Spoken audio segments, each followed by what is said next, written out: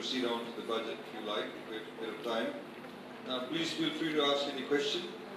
Like I said, if you have any individual issue of yourself, you can raise it when we're going through the budget, and Jane can go to the back of the room, and Bernadette and her can actually take the queries down. So let's open up the floor.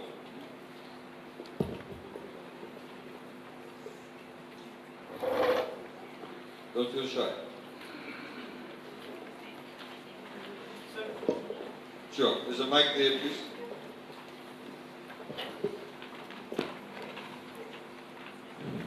Thank you, sir, Honorable Minister, and Ms. Kari. Suliratu, Dental CWM. I'm quite sure I can voice the general opinion from my colleagues, the civil servants, that we are appreciative of the initiative that has come in. We're getting to see that it's getting clearer, and we do appreciate it. Yet there are certain things that we would also like to raise so that the process gets refined and better as we go. First of all, I would like to share, Ms. Jane, that I am part of the dental team that worked with the review, and we have found that the actual process was a bit back to front. We were asked to write down some things and work out our JDs and stuff. But then much later, now with all these things, with paper handouts, it has become clearer. So we found that a lot of things that we stated earlier on was actually done with very limited knowledge. And we are thankful that some of this has come in now. And hence we are requesting that the ears are left open, the portals are left open, so that we can continue to have communication and resubmissions. Now, talking about the Ministry of Health, we're grateful. We earlier heard in January, Mr. Minister said, that our colleagues, the medical officers, had their raise. Now, good for them. We're thankful about that. And then that has brought in the question to the rest of us. What about us? Where's the fairness in that system? We agreed to this. This looks good, theoretically. But we realized that it was not used then. So we are asking that there is some uniformity. I like what you stated earlier on. The natural justice. Yes, we do believe in that. And we're hoping that that is seen across the board. Because none of this works. With the civil servants, none of this is done independently or in isolation. We are a team. And we believe that we should be assessed together and given recognition together.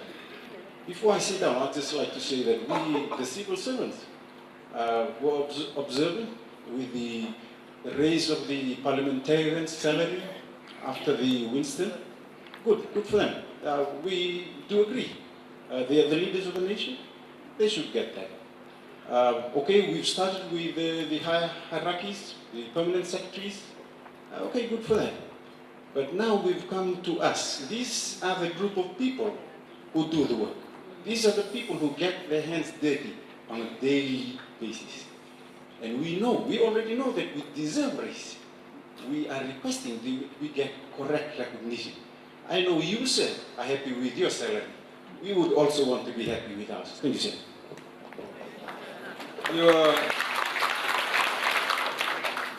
You're assuming I'm happy with my salary.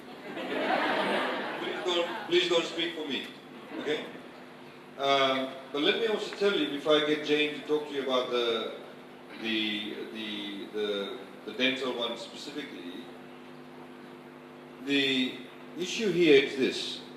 Never before in Fiji's civil service history have people had a 70% pay rise. Okay, get that right. Civil servants, the way that you are thinking is incorrect. Not everybody should get the same pay rise. Not everybody should continue to get the same pay rise. At the moment what we are doing, we are fixing up the base. Some of you will get a higher rise to fix up your base, and some of you will get a lower pay rise. I'll give you an example. The people, for example, who work as drivers and some of the other professions, correct me Jane, get paid a lot lower salary in the private sector than what they get in the civil service. Lot lower salary. But they have also had a pay raise. So don't say that all of you deserve the same pay raise. No. This is not a charity. You will get the pay rise based on the market comparison. Okay? Let me finish. You'll get a pay rise based on what the market pays out there. So, for example, there were issues when we did do the evaluation that for example, there are certain people who were paid, for example, the lawyers, they were paid a lot higher salary than a lawyer who, say, finished university and joined a private law firm. People joining a private law firm, initially at the starting off salary were being paid $12,000 a year. Whereas a lawyer working in the Solicitor General's office was being paid $28,000 a year. Or $25,000 a year. Very, very different. Almost double. But you come back and see the person's salary 7 years down the track, person in the private sector was then earning about $60,000, $70,000, but the person in the Solicitor General's office was still stuck on the $30,000. You see the point? So there are certain positions at the intake level in government were higher than the private sector. But as time went on, the civil servants' pay rise went down and the private sector salary went up. So we have to fix that, we have to correct that. So that's point one. Point two, the other issue of course is that everybody has an argument. When we talk to the teachers, the primary school teachers said we should be getting paid a higher salary than the high school teachers. The high school teachers were saying, no, we should be getting paid more than the primary school teachers. The primary school teacher argument was this. They said we have a lot more smaller kids to deal with, a lot more mischievous, a lot more higher, require concentration. The high school teachers said, well, we have to deal with teenage pregnancy. We have to deal with drugs. We have to deal with people missing school. So every profession has its own challenges. Not everybody can get the same pay rise. The level of responsibility is different. The people in the head office at the Ministry of Education who actually goes and assesses principals, somebody raised this issue before. Basically, they actually go and assess how schools are performing. They come to work, there's only about 7 of them, they sit at their desk, and then they've been given a set of schools in their system. They are now saying, our salary should be higher than the principal. The principals have got about a 40% pay rise? Pay rise. Principals are getting paid $60,000 a year. These people who are assessing the principals are saying, we should be paid a higher salary than them because we are the ones supervising them. No. Because this person who comes to the Ministry of Education head office has got nobody he or she actually has to look after. They only do an assessment. When the principal comes to school in the morning, he or she has got about 1,000 students to deal with, 50, 60 teachers to deal with. If some child dies in the field or gets pregnant or whatever the case may be, the principal is responsible. So the level of responsibility and risk is a lot higher for the principal or the head teacher or deputy head teacher or even the teacher than somebody sitting in Ministry of Education head office simply doing the assessment. So just because I'm doing assessment, it does not mean that I therefore get paid more than you. Most permanent secretaries in Fiji today get paid more than the ministers. Okay? Most of the permanent secretaries, I think all of them actually get paid more than the permanent than the ministers. It does not mean that the ministers cannot give policy directions. So I think you have to understand that. Unfortunately for you, your way of thinking is slightly different to the way we think. And it's your way of thinking is very different to the modern way of running an employer-employee relationship. And how we can recognize people who need to be paid higher. In respect of what you talk about allied health workers, and what you talk about dental, the people who are qualified in dentistry, this is a separate matter. And that, of course, is something that Jane is going to talk to you about, because we recognize that there are some issues there. But the point also is this. Yes, the doctors have got a pay rise. Some of them receive up to an 80% pay rise. You open the paper, in particular Fiji Times, every day for the past couple of days, there's issues about the health service.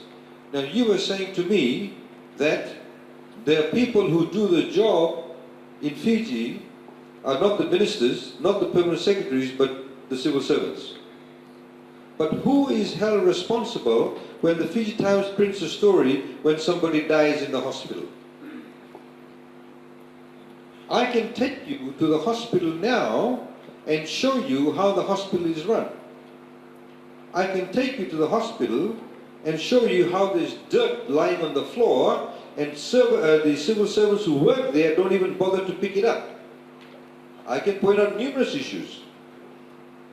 So let's not try and paint a very glorified picture about it all. We have to be cognizant of the fact that there are problems in the operation side of things. I did not want to get into that space, but you brought me into that space. I have found many hospitals in the past 10 years where we have brought bed sheets, cutlery into the hospitals, towels. Guess what? Within 1 month they go missing. They end up with the people who work at the hospital in their homes. There's pilfering. Enormous levels of pilfering goes on. I can raise many of those issues.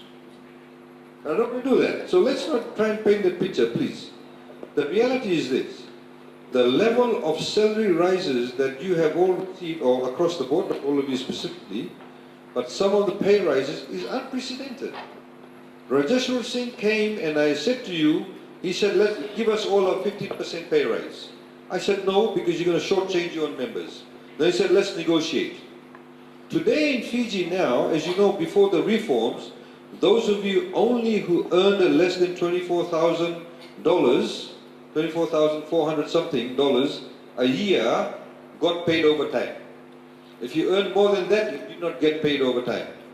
Now, if you earn up to $30,500, you get paid overtime. And nurses who are in band, I always get these bands wrong, band F, will also get paid overtime. And band F goes up to $39,000. Never before did anybody get paid overtime if they earn more than $24,000. Now you earn up to $30,000. Everybody in this room who earns more than $24,000, up to $30,500 will get paid overtime. But if you're a nurse, you'll get paid overtime up to $39,000. Of course, teachers never get paid overtime because they got a very lot of holidays. But these are some of the changes you need to look at also. It's not just a question of the base salary, you have to look at other terms and conditions. We are looking at the allowances that people get paid if they go and say work in Lau or Kandak or deep rural Vitilevu or Vanwa. They are also those kind of issues. We have to look at things like housing. Some of the housing conditions of some of the civil servants in the rural areas were terrible. Now, those of you who get posted outside of Suva, your housing allowances, we give you the money. It's been increased. So that's also some of the things that we have done. But Jane, let me talk about the dentist thing, please. So we do have the 3 submissions. Changed. There is absolutely no prohibition in the evaluation being carried out. So you see, what the reform unit can do, if the ministry decides to change the structure, for example, they're doing one in the Ministry of Education. They change the structure, the evaluation will be carried out accordingly. If the dentistry, they change the structure, they'll need to carry that out accordingly. Okay, anybody else please? Thank you. Thank you, sir. The Honorable Minister of Economy. I would like to introduce myself. I'm nurse practitioner Taina Kumbrala, currently working at Balele Health Center. Firstly, we would like to applaud you and your government for the increase, some of the salary increases that you have given, especially in the noble profession of nursing, the specialist nurses, and you haven't forgotten the value of nurse practitioners of Fiji. I, for one, a pioneer, I would say, the silent one. We are the silent ones of this cadre of nursing. And we're so grateful to you, sir, for recognizing us. Almost 2 decades, it's 18 years now, and our voices are heard due to the JEE that had gone out. We applaud you, sir, I could clearly see when he was discussing the budget in Parliament, when you stressed the nurses, and 74% goes to the nurse practitioners.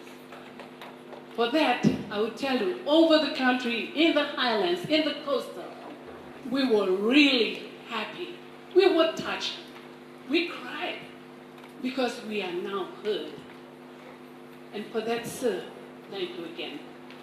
And as I know the rest, we were one of the civil servants that get the highest, and that is 74%, which you brought out in Parliament, and it's been discussed, and also it's been debated upon, and also the bill has been passed. And we've seen it, and the only clarification here, we are thankful that we are currently receiving a contract, and it has an acting allowance there. We need that clarified, ma'am, and for how long we're going to get that acting allowance, and you have highlighted already the contracts based on performance-based. You look into that as we go along. It's just the clarification of the acting allowance that come with the contract. Thank you. Thank you, sir. So the acting for positions where the increase was more than 15%, the acting continues until the recruitment selection is completed. So the ministry should publish a calendar. So we're pushing the HR department to do the calendar to say, we're going to advertise on this date, we'll do the assessments on this date, we'll do the appointments on that date. So you will know then how long that acting will continue for. So basically it's until the open merit process is completed. Okay? And another thing, sir, as I've just heard about the structure, I think so we were affected about the structure. I think so by next year we'll be looking into that end as nurse practitioners, the structure. Thank you.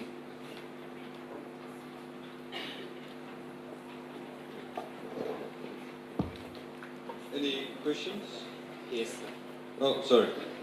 Thank you so much. I am John Rabubo, and I work at St. Giles Hospital, being the team leader. I got only one issue here, and this is in regards to the allowances that's mentioned here. I was looking through all these allowances, but then I see no mention of the risk allowance for mental health workers. And I do believe it's reflected in the Mental Health Decree 2010 with these risk allowances. It has been raised, and we had written to headquarters with regards to these submissions was made, but then there is no update with regards to this risk allowance. Thank you. So the level of risk was considered in the job evaluation and is therefore part of the salary. The mental health decree doesn't say that we have to provide allowances. The mental health decree says that we have to consider and pay accordingly for the risk that is taken in mental health facilities. And it was considered, and we are still in discussions with the ministry whether it needs to be considered any differently. So it was considered, it was a factor when we evaluated the jobs and is therefore catered for in the salaries that are being paid.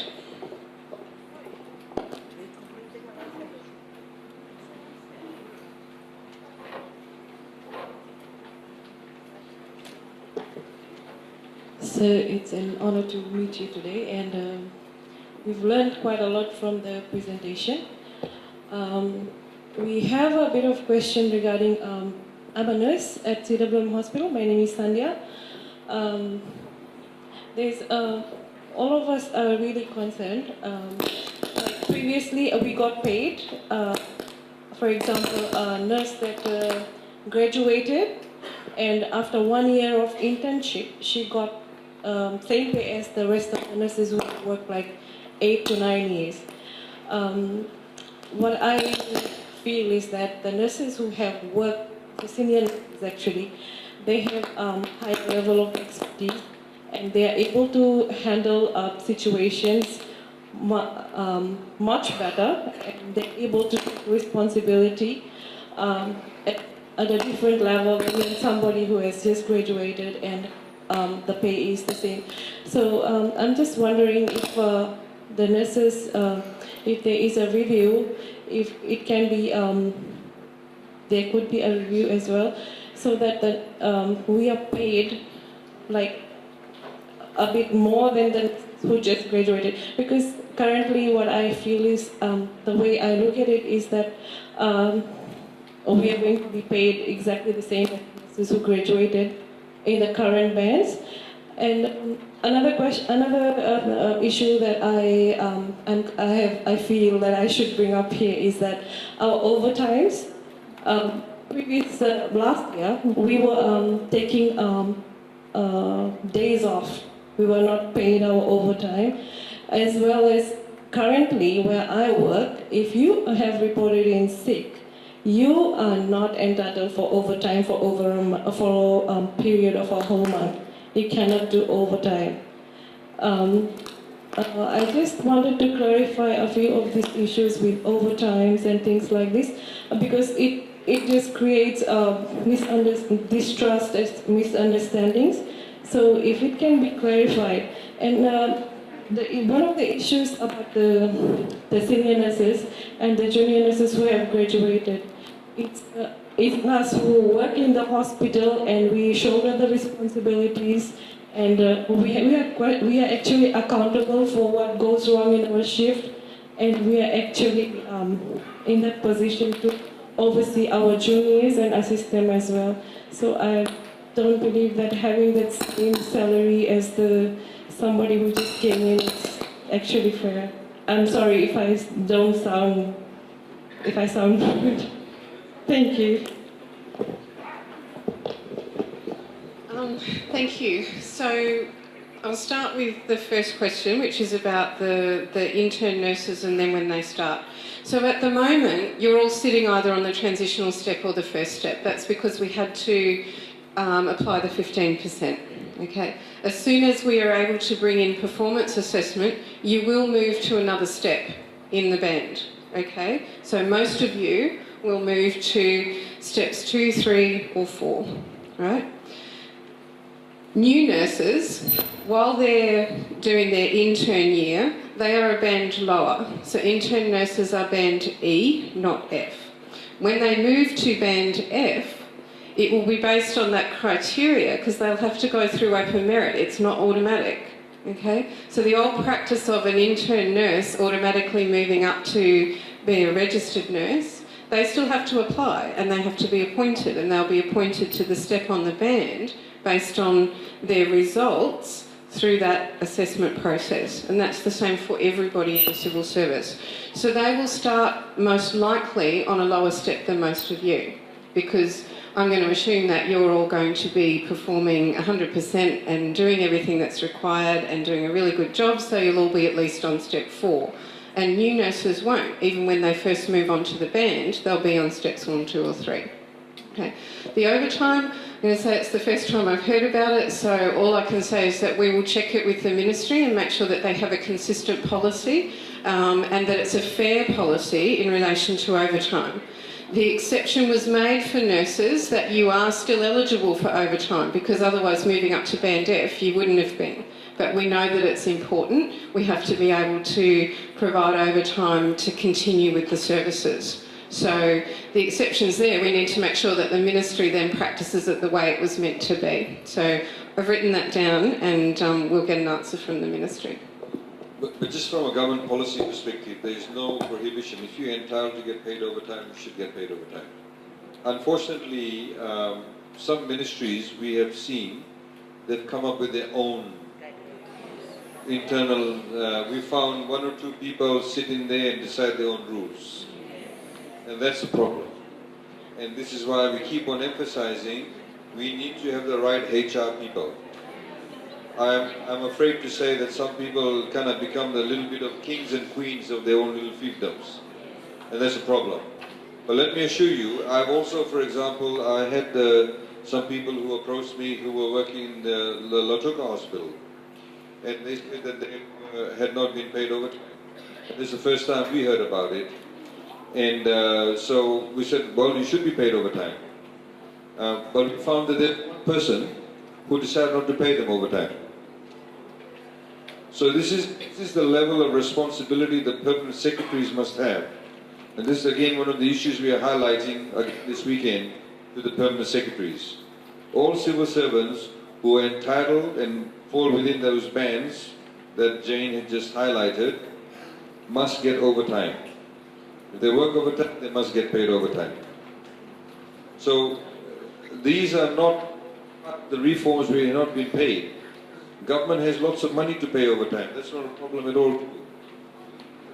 We've had in one of the allied health workers in Lautoka. They said, oh, some person in Lautoka told them that, oh, we don't have enough money to pay overtime. But in fact, the Ministry of Health, for the past couple of years, have been underspending. It's a fact. They've actually been underspending. In fact, the year before last, they returned about $14 billion from Seg 1 and Seg 2, which is the emoluments. So again, these are, we have similar issues like even with the medicines. One of the issues like with medicines has been is that the people who handle it, they don't manage the chain supply well. So for example, the example that I've used in the consultations, like if for example in Singatoka they have a case of, I don't know, say diarrhea, the people at the head office should be monitoring and say, okay, because of the outbreak of diarrhea, we need Lomotil or whatever it's called, we need lots of that in Singatoka, so they should look at the stocks. So what actually happens, there may be a lot of Lomotil in Nandi and Lautoka. What they should be doing is saying, okay, it's running short, let's shift it from Nandi to Singatoka. A very simple thing like that is not being done. So the Honourable Minister for Health and I, and a couple others, for example, recently in India, where they, at a click of a button, they know exactly how many Panadol, every single tablet is in each health center, each hospital. So what they do, they simply move the stocks around. We've had nearly, on a regular basis, drugs at the government pharmacy here in Disraeli Street, or no, what's it called? Jerusalem Road, actually being, it's expired because they don't actually move the stocks on time. So you see that gentleman who raised that issue, who has actually since then disappeared, he actually has not recognized that there are some people who are not doing their jobs too. They're absolutely not doing their jobs. So why should everybody else suffer because of that? So, obviously it's a bit of an embarrassing situation for the nurses, for the doctors, because you really should be just putting a hand out and the drug should be there. The supply should be there to make you, help you do your job properly. So there are lots of issues. So there's no policy on getting paid overtime. We'll have that resolved soon. If that's been happening, if in your case you should have been paid overtime and you weren't, you've got records for that, please raise it with Jane afterwards. Thank you. Anybody else? Gentleman up there, blue t-shirt. Oh, who? Please. Good evening, sir. I'm a staff nurse in emergency department, Sirublam. Just wanted to ask if you could highlight, if you could share some light on specialized nursing. There's been a lot of stipulations about specialized nursing, and we haven't had a clear picture on who are classified as specialized nurses. I work in emergency department, and there was a lot of issues raised that cardiac nurses are specialized nurses, midwives are specialized nurses, ED nurses are specialized nurses. So we don't have a clear guideline. How do we go about being a specialized nurse? If that could be clear. Thank you. So before the budget, the ministry gave us a draft list of the specialised nurses, and we used that list to determine how many positions to put into the budget. That list included nurse practitioners, but they've now been evaluated separately, midwifery, intensive care, coronary care, clinical specialist eye care, paediatric, emergency care, IMCI, mental health, cardiac cath lab, foot care, palliative nurse. So that was the original list. But since then, the ministry has a committee that is chaired, I think, by Director Nursing and has a range of other nurses on the committee, and they have come up with some criteria to review the original list and to allocate the 800 specialised nursing positions that were allocated in this budget. And I actually don't have that updated list yet. They haven't sent it back to me. They met a couple of weeks ago. So as soon as we get it, we can make sure that the ministry distributes it along with the criteria that they used to determine what a specialised nurse position was. A lot of it is about requiring, the reason it's on a higher band is because it requires a different qualification. They have different levels of problem solving, so going back to those criteria that we mentioned before. Okay, so problem solving, scope, education and experience is all different for those specialised positions. But the ministry has a committee that came up with the criteria, and that was the draft list that I had. But like I said, I'm not sure what might have been added to it. So if you want to email us within the next week or so, we should have the list from the ministry and we can send it back. But we'll also encourage the ministry to make sure that they publish it for you, because it's not meant to be a secret. Okay. The gentleman in the back there, the blue t-shirt. Honourable Minister and the two ladies. My name is Epelimbol from the Ministry of Lands. My questions lies in the merging of some of the salary levels in Band A. And in our case, it's our drilling crew who are merged together, the drilling crew 1 and the drilling crew 2.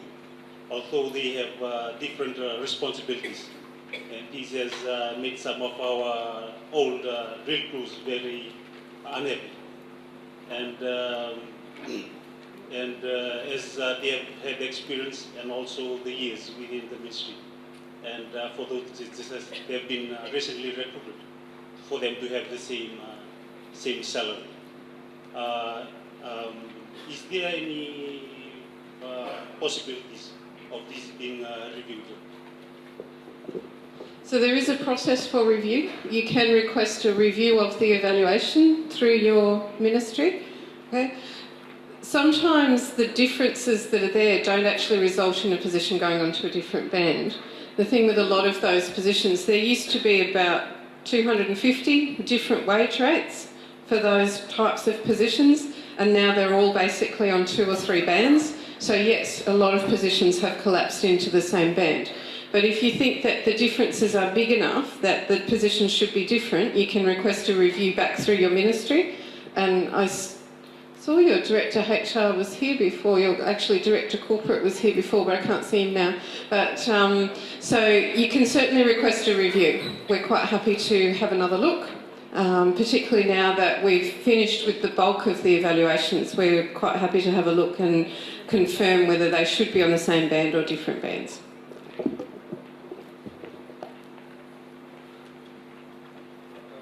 Somebody over here. Oh, there's a lady there in the green top there. Good afternoon, sir. I'm Staff Nurse Anwisi from Acute Medical. Just inquiry, if it's possible if the nurses could get their meal allowance in monetary value instead of us being provided with food from the hospital. Because my point, my point is we get meals that, because currently it has been increased to $20, and I think we'll use the $20 much better rather than the food that we get from the hospital. It's all.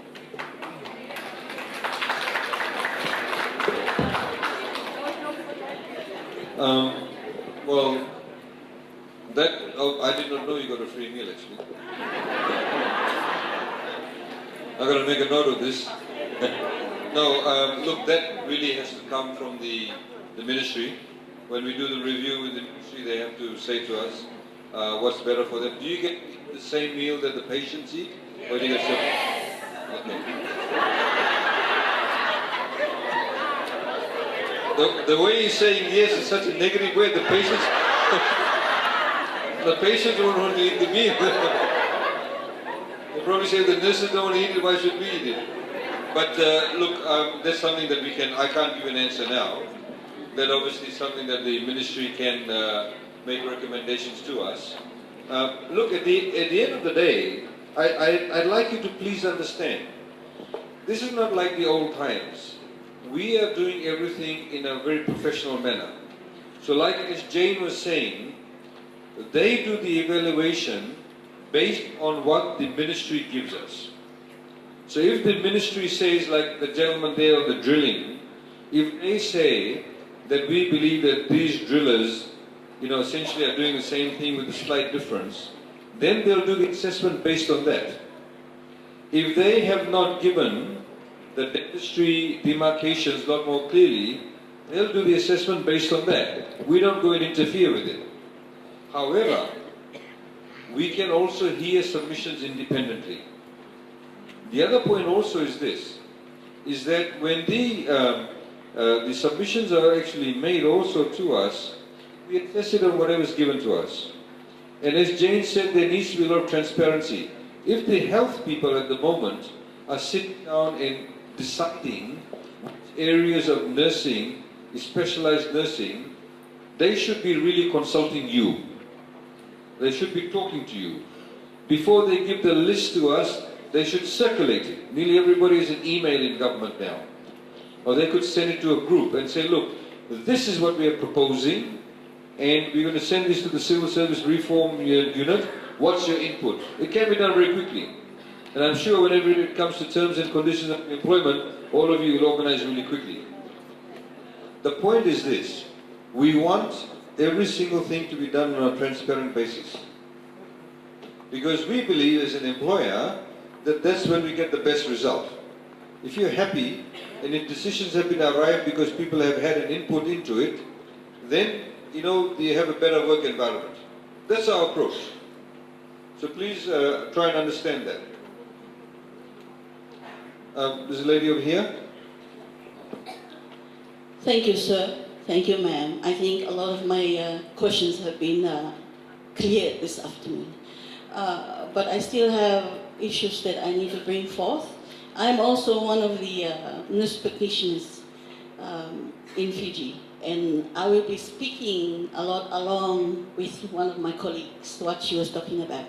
But I still feel that it's not okay if I just return from this meeting and half of my colleagues don't understand what we were here for.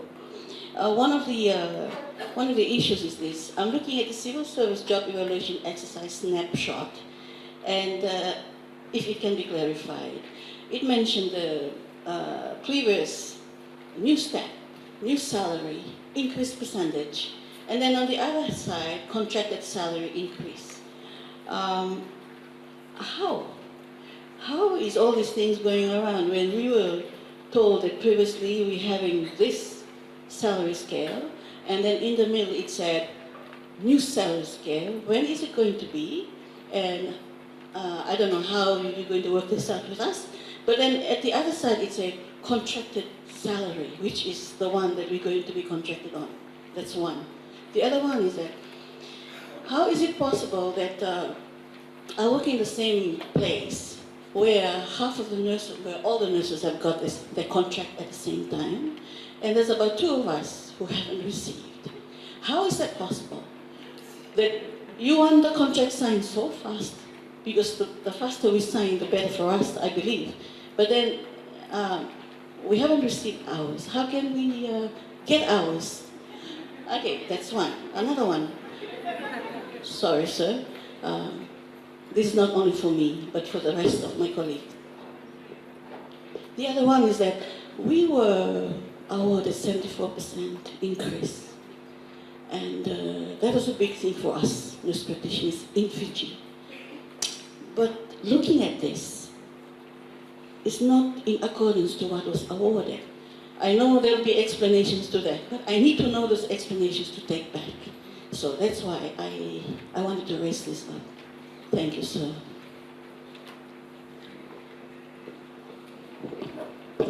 So, in relation to the contracted salary, when a position has increased by more than 15%, appointment to that position or the contracting at that position is not automatic.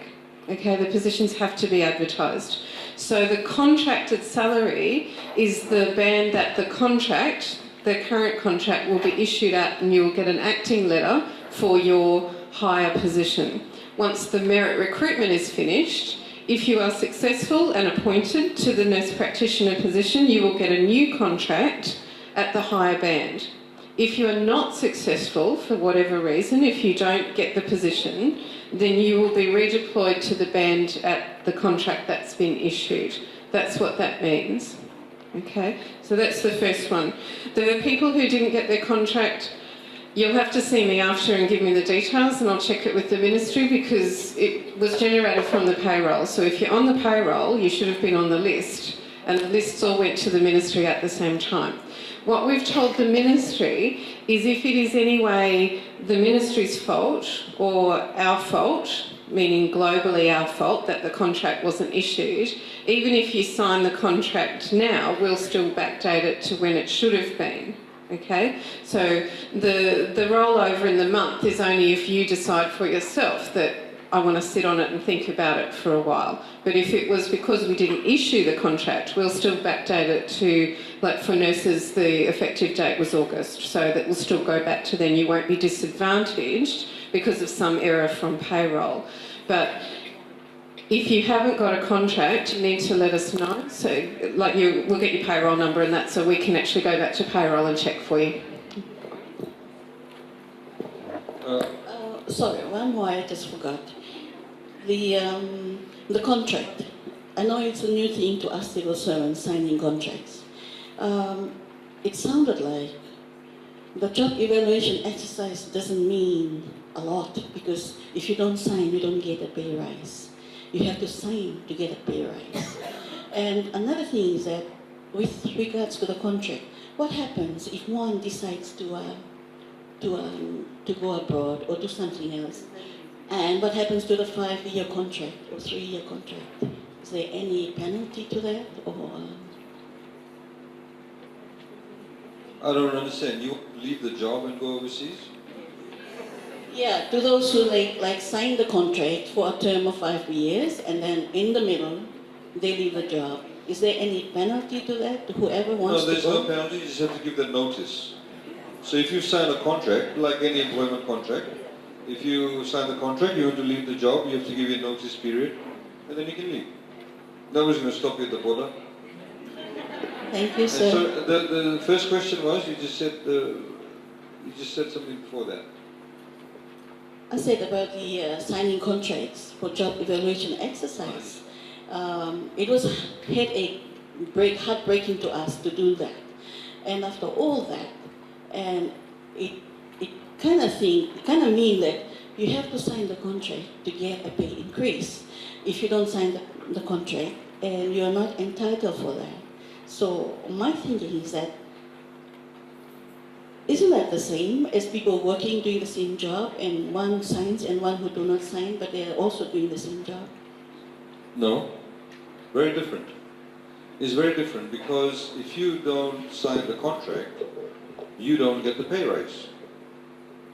So you don't get your, how much, what's the percentage pay rise for specialized nurses? 76%. See, nurse practitioners don't get the, so you don't get a 76% pay rise. And let me tell you, never in the history of Fiji has a civil servant got a 76% pay rise. That's something you need to consider too. You never have got such a huge pay rise. So I think there needs to be a certain level of understanding of the fact you're getting a 76% pay rise, you sign the contract, you get it. It's very simple. You cannot have a job evaluation exercise and then say you want the benefit of that without necessarily having to sign the contract itself. I don't think they squash with each other if you don't sign them. Somebody here? Hang on. This gentleman had put his hand up first. Ladies first.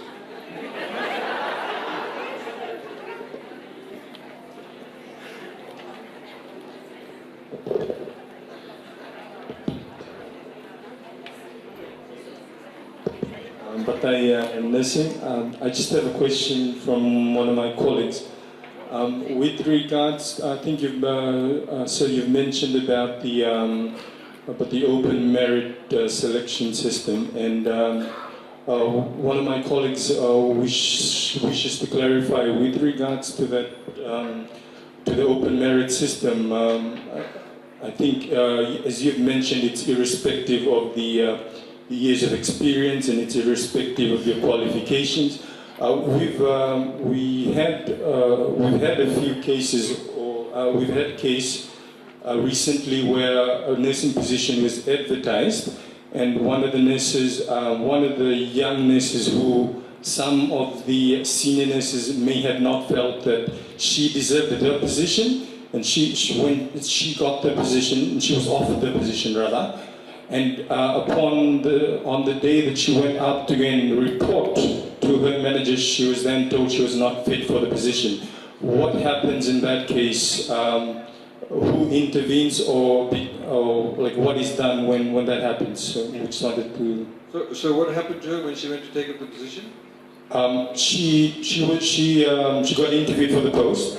She was given the post, but then some of the senior nurses had felt because she was probably a young nurse, with inverted commas, she probably didn't deserve the post. So when she went up to report on the first day, she was told that she didn't get the post and she had to go back to her. Did she get a letter of appointment? Yes, she did. Okay, then obviously the ministry is goofed up.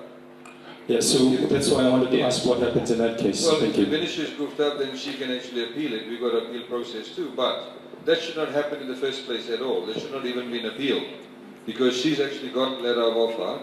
She should just simply write to the permanent secretary and say, you signed this letter of offer, and I've taken this up, I should be in this position. Unfortunately, there are many people within the Ministry of Health who aren't doing the right job too. I was recently told that there was a forum that was organized by our team. They went across.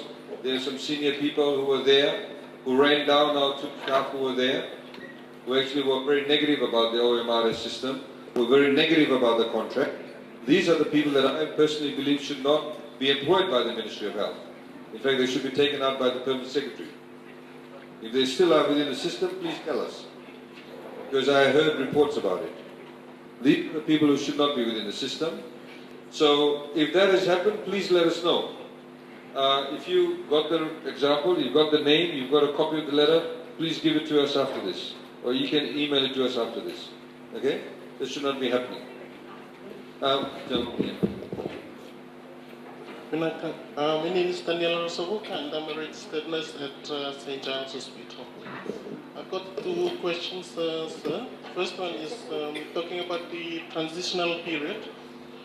We just want to know how long is that transitional period that we will be put on. And the other one, about the job evaluation, like Jane has said, the 10 factors that they were using, and they come up with a 15%. What was the formula that they used so that we can know to come up with that 15%?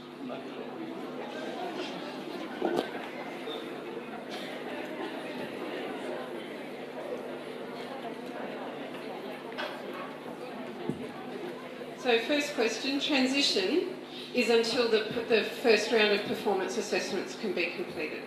So the guideline will come out December, January. We expect some performance assessments to happen early next year so that we can move you off the transitional step and onto the steps within the band.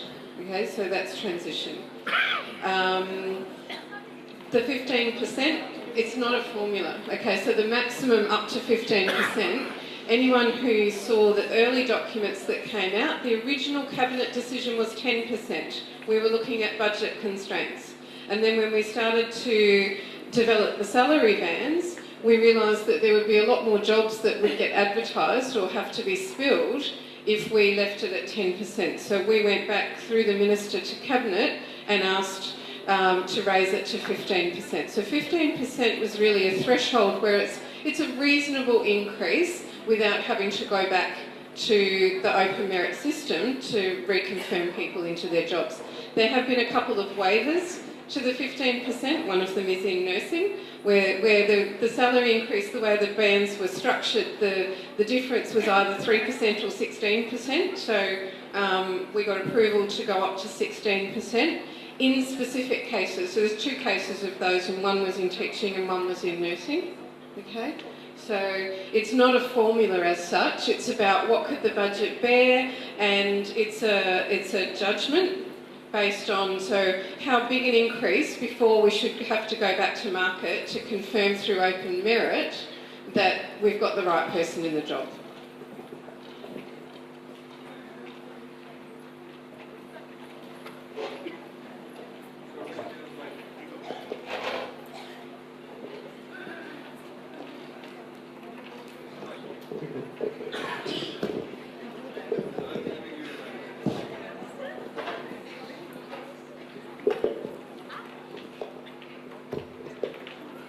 Good evening, Honourable Mr. Minister.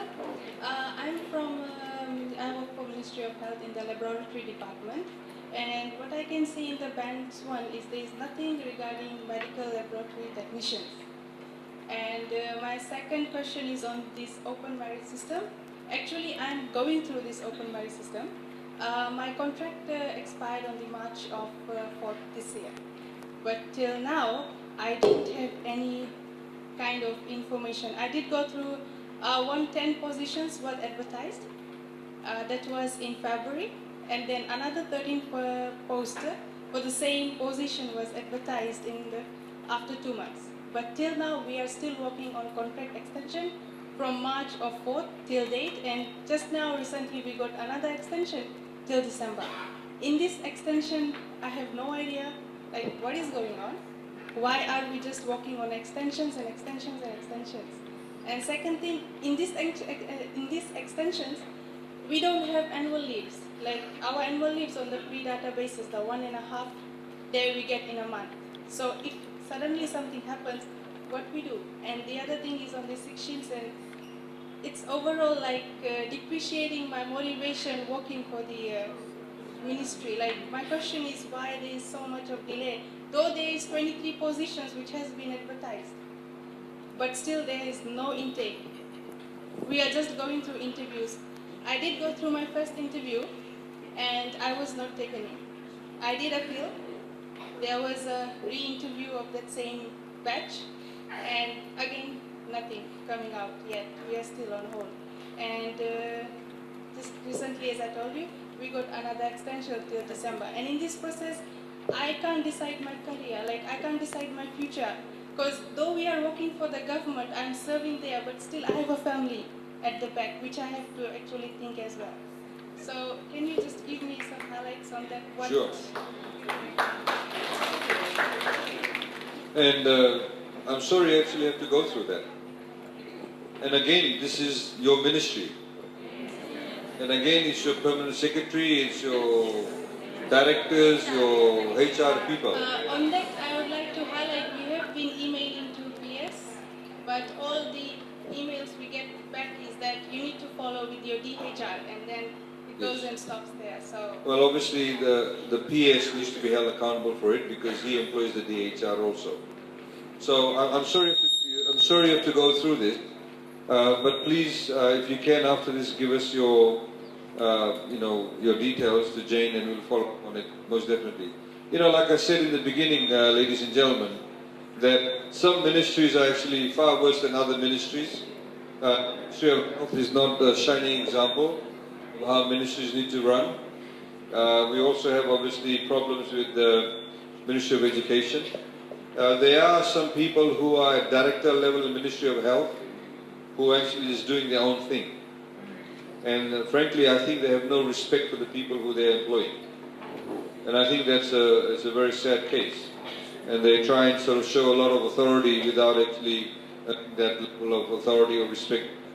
But I'm sorry I have to go these precise the issues that we do want to bring to the attention of the permanent secretaries. And for us as a government that wants to bring about modernity and reforms, we find that a lot of the old people within the system, because they've been running the place in a particular manner, they are not moving with the times, and they actually want to hold it back. Like I said, at the session that we did have, when the two staff went, one of the directors, or whoever it was, really ran the whole process down, without being appreciative of what was being done. So again, I think, my apologies, and we'll try and fix that up. Thank you.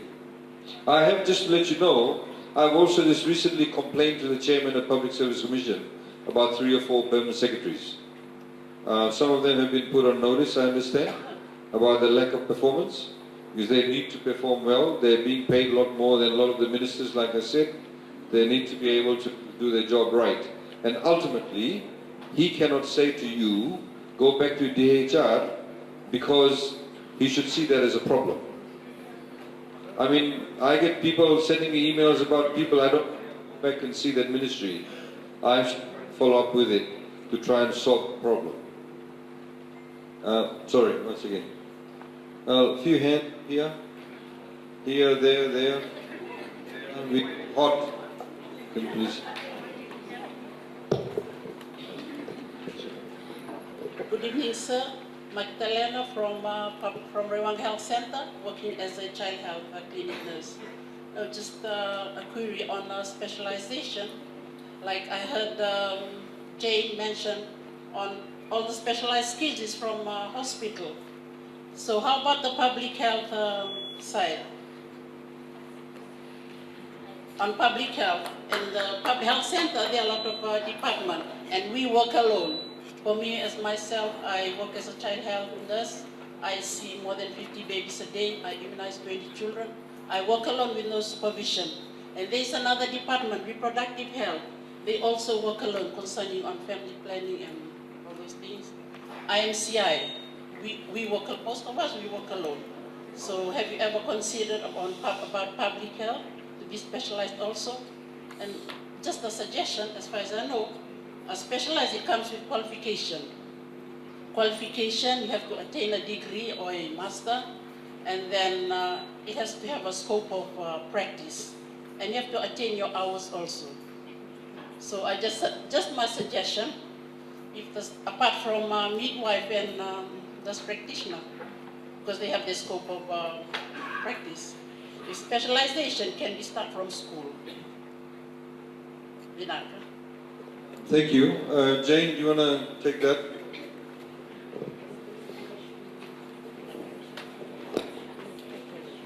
So, like I said, in specialisations, the Ministry had an initial list of 10 that I read out before.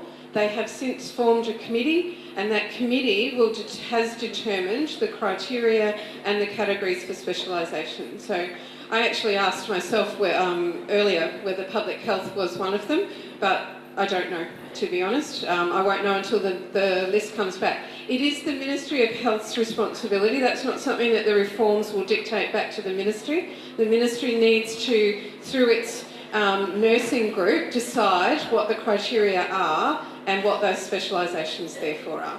Okay?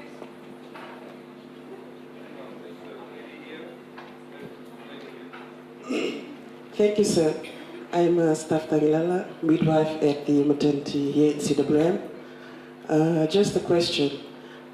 some of my colleagues have signed their contract as a registered nurse, and still they are working in a specialized area. Just a question, do they have to continue working in that specialized area since they have signed a contract of a specialized nurse? Of a registered nurse. So the specialised nurses, the increase was over 40%, so they have to be advertised. But our understanding was that the ministry was going to issue acting letters. So I've got it written down to check with the ministry about the acting letters until the positions are advertised. Okay? A very good evening to you, sir. I'm Lucy Wangalevu for Radiology Services CWM Hospital. I would just like to raise a question. I know that there will be no new establishments created during this job evaluation, but for us, for the medical imaging technologists, they have new units being opened at CWM Hospital, the cardiology unit and the urology unit. And our officers in the current establishment been taken across to these new units to perform the duties of technicians because of the machines that has been installed. The question, we were told during the job evaluation to create the job description and also put in a job evaluation questionnaire from officers who are working in these units. So when the response came back, we did not get anything because these positions are the current HWO6 officers in the current establishment.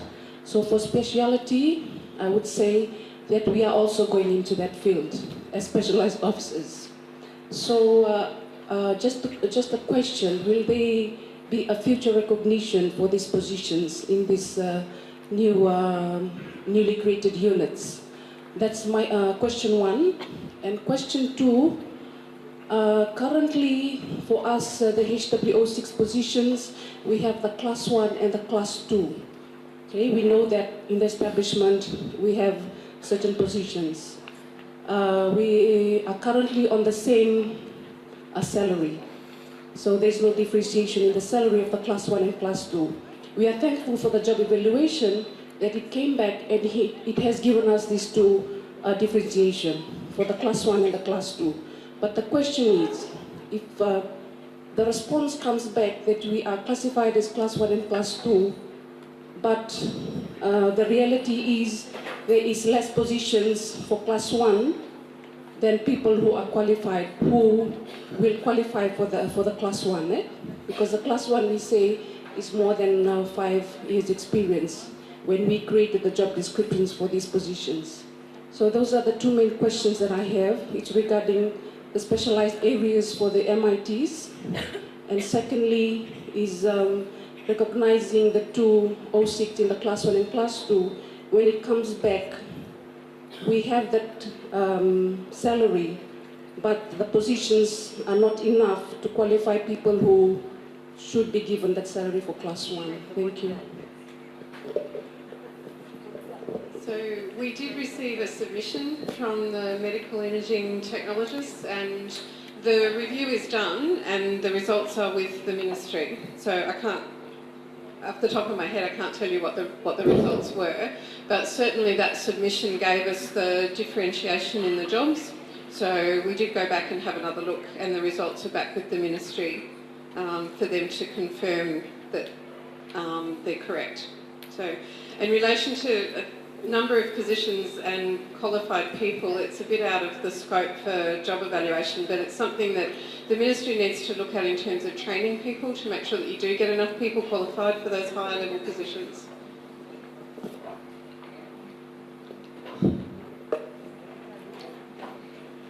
Overall, there is no government is quite keen to have as many positions as possible that's required for your particular ministry to be able to carry out its responsibilities to members of the public. So we've never stopped any of the ministry, if they, in particular for health and teaching.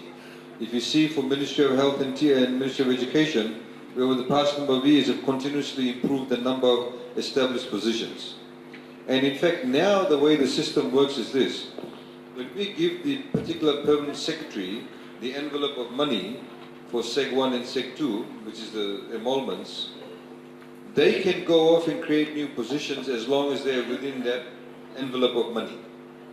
Before, every single new position had to be approved by Ministry of Economy or Ministry of Finance then. So they say, oh, we want to have 5 new positions. And then we say, okay, 5 new positions. If those of you who've seen the budget, before in the budget they used to have, Seg 1, they'll put the number of positions. Now we no longer do that. So if, for example, there is funding, there's money within the envelope of money given to Ministry of Health, they want to create new positions, they can do that. There's nothing stopping them from doing that. There's also nothing stopping them from training people, because they're also given a training vote too. Okay, just from a policy perspective, I'm informing you about that. There's some gentleman there. Thank you. Good evening, sir. And just a question to Jane. Just leading up your answer to the gentleman from St. Giles, you mentioned that the transition period, tops December or January, the transition period finishes. However, in most of the contracts that the nurses receive, they are sitting on the transition pay, but going down a bit. The term says it goes right up until August 2022, which is 5 years from now. So if they sign that, they're confused with that. And the second one is you're mentioning. Second one, you mentioned that for 15% increase and less, your posts are not going to be advertised. So if that's the case, then why put them on transition? We wait for the post for each post. When the increase is less than 15%, correct me if I'm wrong, but I read in the presentation that if it's less than 15% increase, if you get less than 50% increase, there's no advertisement on those posts.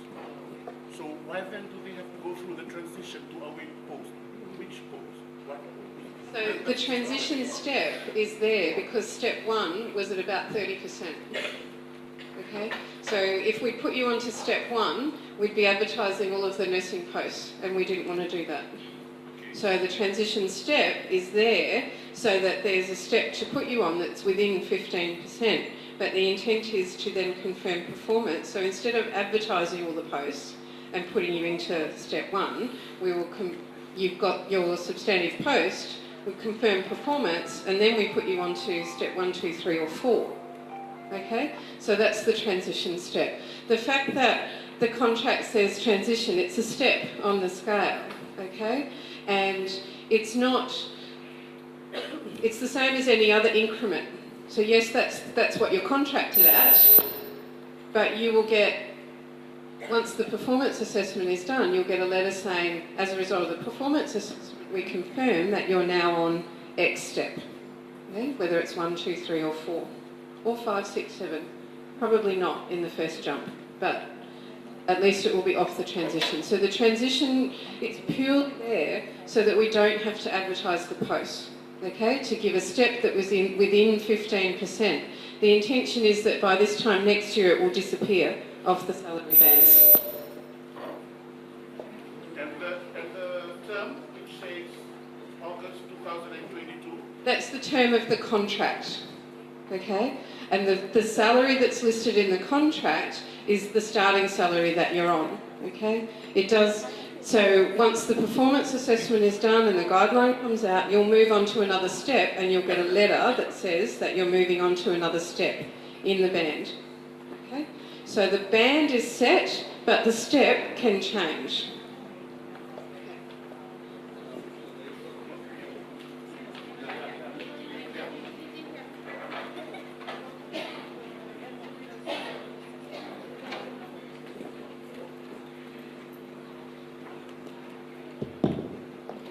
Good evening, sir.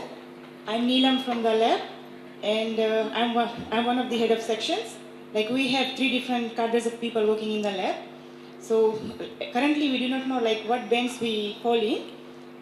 One of our cadres, like one of the cadres have already received their contract. They have signed it and we have submitted it. But like the other two cadres, they are coming to us inquiring like what banks they will be falling, because like everybody would like to get a salary increment and people are eager to know where they fall. So like I went back to my superintendent, and he has actually, because we had a team coming to CWM lab, the auditorium to present, and they gave us this email address that's even mentioned on today's presentation. So our lab superintendent has emailed the team on that email address, but it's like 3 weeks now. He hasn't been given a feedback. He told us that his email was being forwarded to somebody else. But like when I came here this afternoon, I was being requested by my team to get some information. Thank you. Can I just ask you, the positions, were they all HW or were some of them TG? HW, sorry. Like our HW8 got the positions, we are left with the HW7 and the HW6. So the ministry actually has all the contracts. I don't know why they haven't sent them out. So all of the HW contracts are with the ministry. I'm sorry if we haven't responded to your email. Since the teacher roadshow, we've got a couple of hundred emails. I try to do 10 a day, so I'm doing as many as I can, but that's about all I can manage in order to answer them. But if they're all HW positions, I've written it down to go back to the ministry and say where are the contracts. If there's anyone missing, they need to notify us, and they haven't said that there was anyone missing. So as far as we knew, all of the contracts have been issued. So I've got it written down. Okay. I mean, again, I'm sorry for this. I mean, look, I'm getting very used to saying sorry. Because unfortunately I have to apologize for the incompetency of the respective ministries, in particular Ministry of Health and Ministry of Education, where the HR people and the permanent secretaries actually aren't doing their job properly. So, as Jane has said, the contracts have been given. We don't know why they have not been issued. Please just give us your details again. Really want to raise these issues with the permanent secretary this weekend. Anybody else? Sir. Who's not a lab person? Oh, sorry. Putting my hand. Bolavinaka, sir, I'm Staff Alicia from Valley Health Center. This is regards to meal allowances. Can you please just let us know which meals are we entitled to claim for? Because for us in health centers, we do not receive any sort of meals, so we are not sure which meals are we supposed to claim. Have you been claiming meal allowance before? Because last year when the nurses used to claim, and they were told by the headquarters that they are not supposed to claim. But do you know if nurses at health centers have ever got meal allowances? No one has ever claimed because we are not aware whether we are supposed to claim for it or not. Because we start at 6:30 in the morning and knock off at... And knock off at? 3 p.m. and some start at 2 and knock off at 10.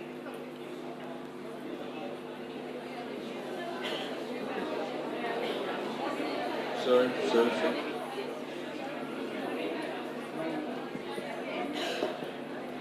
Meal allowance. So, in the current general orders, which are under review, meal allowance is claimable if you're required to work 2 hours before the normal rostered time or beyond 2 hours after the normal rostered time. If your normal rostered time to start is 6:30, then there is no meal allowance. If you're working at 6:30, you'd have to come in at 4:30 for whatever reason to get a meal allowance. So that's the current general orders. They are under review, and we are consulting with different ministries about what needs to be the wording in any review.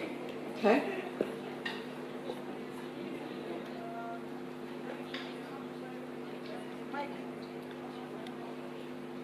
Everyone pays for their own breakfast.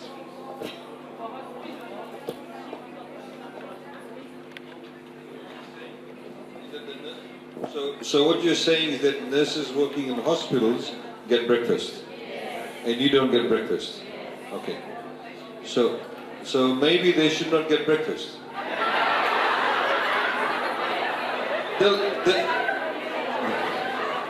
Okay. Yeah. So I understand it's a time. What time do nurses start? Don't worry, nurses, I'm joking. 6:30. Start at 6:30, okay.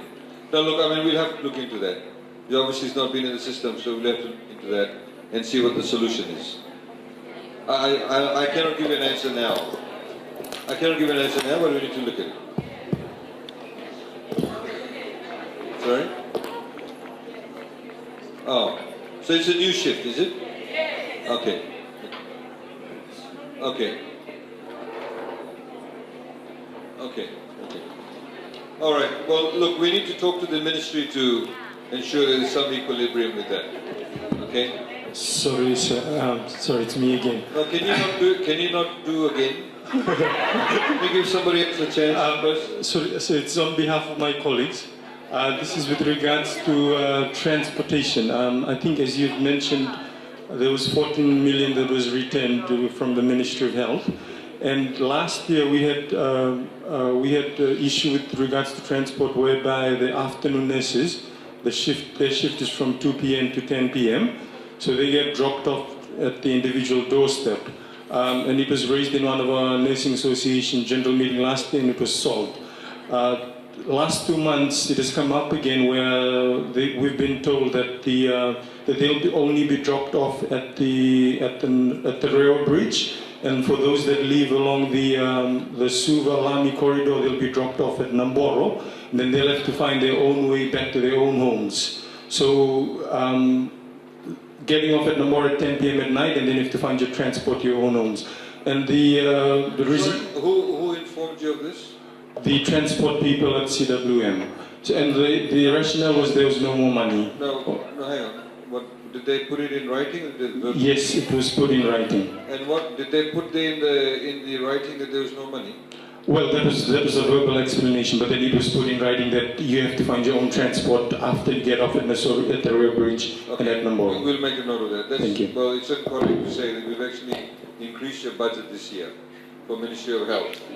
And you see significantly. This lady is bursting, seems to ask. So thank you so much for your presentation. In your earlier slide, you mentioned that better training includes reform. I work for government printing, and as our Honorable Minister, I'd like to question why are we exempted from training, such a 5 days training? Up to yesterday, we were stopped from attending 5 days trainings, and we don't know the status of government printing, where we're going.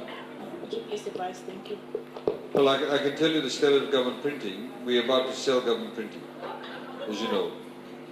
That's already been said in Parliament, and Fijian Holdings is the one that's about to be negotiating with, and we hope to finalize the deal very soon on that. So that's really the status of it. Sorry? No, I don't know about specifically training and PS. Those things don't come up to us. I have to check the PS. Okay. All right. Lady here.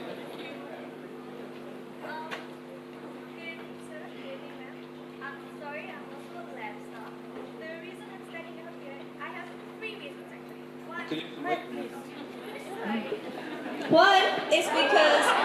There you go, go to the mic. Okay, the thing is, because the thing that nurse said about transport, we've also been told of the same thing, that we'll only be dropped off at a certain place. From there, we have to find our own transport. Now, most of the time, we knock off at 12 a.m. or get picked up around that time. Now, how are we supposed to find our way home if we're dropped off in Nursery? Secondly, this year, 23 positions for lab was advertised. Now, lab is understaffed. We have to work, we have to give our best, then we have to compensate for other people. Our work is affected, our turnaround time is affected, yet there has not been any intake so far. People have had their motivation decrease because they cannot take the system anymore. I know open merit is important, I support it, right? But how are we supposed to support it when we are affected, our families are affected? My own contract is expiring next year. Looking at the people whose contracts have expired this year, at first when their contract was renewed, 2 people were dropped. Now you have said that lab is essential. You have said that we're skilled workers and we need to be retained. Now if we keep getting dropped, how are we encouraged? Obviously we will be encouraged to migrate or look for better pasture, because right now we're not supported, we're not taken into account, we're not given the support that we need. We're told that we don't give our best when we're there most of the time. We don't have enough staff, yet we try. But then nobody really comes down and sees how we're doing it or how we actually manage. If the 23 position was advertised, students who have graduated, they're sitting at home, it's a year now, they don't have any job. Even though there's hardly any staff at work, even though we're working 2 shifts, there's no one there, but we still have to do our best. So what are we supposed to do? Again, no, I think that's the point is noted. Again, I apologize to you. Our Ministry of Health is obviously not doing us any favors, and precisely what you've said, that you want done, precisely the fact that you said if you don't get encouraged, you look for greener pastures, you want to migrate, etc. This is one of the reasons why we've actually done the reforms and put in OMRS, because we don't want you to do that. We want to retain you, and unfortunately, it's not the reforms per se that is the problem, it's the people who are supposed to implement it. You see, this is the reason. OMRS also applies to the directors and the HR people within the ministries. So hopefully when they actually advertise those positions, many of those people won't get their contracts renewed if they're doing such a terrible job now. So I'm sorry for that, but we'll definitely take up the issues that you've highlighted. Jane and Bernadette, please make a note of this, because I really want to raise this with the respective ministries. And you're absolutely right, we do need more lab technicians. We actually now have people who are opening up private hospitals in Fiji, bringing from offshore, because our people actually aren't being hired because they're not being recognized or don't necessarily have the required amounts of skill sets or experience, the hours of experience. And I empathize with you. And the OMRS is actually supposed to solve this problem, not exacerbate it. So it's not the OMRS that is the problem, it's the people who are implementing it. Okay? So please bear with us. And this is the reason why we have this consultation, so we can actually hear from you directly. And if you have any issues such as that, the CSRMU inquiries@gmail.com. Okay? Thank you. Can I just say one thing, ladies and gentlemen? In the interest of time, if you have an issue that's already been highlighted by somebody over here that's in the same vein as what you wanted to raise, can we please get you to park that issue? Because if it's already been raised, there's no point in regurgitating it. We get the gist of it. I'm actually surprised because when I didn't realize there's so many people from Ministry of Health. So, can you put your hands up if you're from Ministry of Health? Okay. All right, okay, thank you. So is there anybody that's got a burning issue that's very different to what has been raised?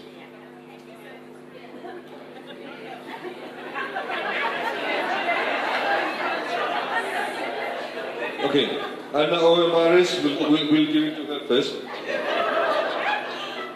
Thank you, sir. I'm Lampa from St. Charles Hospital, working as an hour leader. Just a question with regards to public holidays. As of now, we are being told that public holidays are not paid. And if you are rostered to work on public holiday, you are going to claim a day off, and you won't be paid in monetary form. Otherwise, those that are working on 8-to-4 basis, they are entitled to claim. My question is, why is it now? Because before we used to claim, even if you are rostered to work on a public holiday. And on that note, sir, I just want clarification as to why the change as of now. Thank you. Nothing in the general orders have changed to that effect. It's somebody in Ministry of Health who's decided to do this. So again, my apologies. And again, we'll raise this issue. Well, we'll get them to change it. As Jane also mentioned, that the general orders that's there actually is also being reviewed. So a lot of these issues you're raising now will actually emphatically put it in the general orders so nobody can go against the general orders. The general orders are supposed to be followed by every single ministry. And unfortunately they're not doing it. It's actually quite, in fact, to be frank with listen to all of you speaking, I get extremely frustrated because what we're actually saying and what we want done is not actually being implemented by some of the ministries. And that's a big problem. There's a big disconnect. And I wish the FBC guy was recording this, but he decided to switch off his camera. Thank you, sir. As a couple of staff nurses from CWM. First, I would like to thank you, sir, for the presentation. I have all my questions answered this evening. I just hope that the ministry look into the transitional period before December so we can get into the right step, so we can get more money. I just have one request, sir. According to the presentation, you get your pay from the first pay of the month, from the date you signed the contract.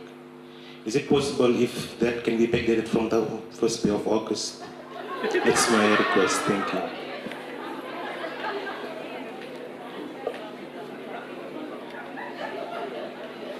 No. It's just legally speaking, it's whenever you sign the contract. Okay. Yeah. Unless you were supposed to be given the contract and you have not been given the contract, like this lady was highlighting, so then your contract will be backdated to that date, but not necessarily the 1st of August. Okay, ladies and gentlemen, if you just to email. Last question.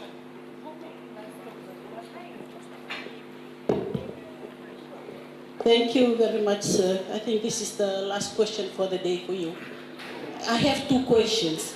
One is, we have, because I've been putting my hands up for the last 30 minutes. One is the position of the manager nursing who is now in the call center. And she got that post because of merit. And now she's been taken to man the center. And we are just wondering, as nurses, why is it that she's not there as our manager nursing, but going to take the post in the Ministry of Health call center? I know it's an important post for the general public, but can it be manned by any of us who is a little bit lower than the manager nursing? And the second question, sir, it seems that we are the victim of the incompetence and the poor performance of our Ministry of Health. And I think I'm voicing on behalf of the Ministry of Health staff, can the government of the day do some overall assessment on the performance of the ministry, from the permanent secretary to the people who are in the post-processing unit? Thank you. Most definitely. The second question I answer first, yes, most definitely. That's going to happen, and we'll have some, some interesting conversations this weekend about it too. Most definitely. Regarding the first one, I really cannot answer that. That's something in the internal process about that. Jane, unless you got something to say about that, no. But it's more to do, I think, the way that the ministry is run than anything else. Now, ladies and gentlemen, I hope that clarifies a number of issues. Like I said, please, if you have any queries, any of the specific things like the meals, the overtime, etc., you can email it to us on that email address that was there, which is CSRMU.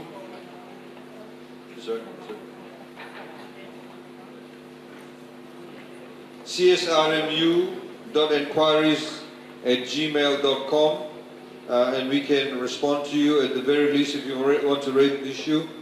In particular, those ladies, I think I really want to hear them or anybody else where you've actually applied for positions and you have not heard back. Or where you had a contract which was about to expire or has expired and they still have not given an answer. Like I said in the beginning, if your contract's about to expire, they should be actually advertising the position 6 months beforehand, so you know exactly whether you're going to continue or not. I'm not talking about nurses, but various other positions. Okay?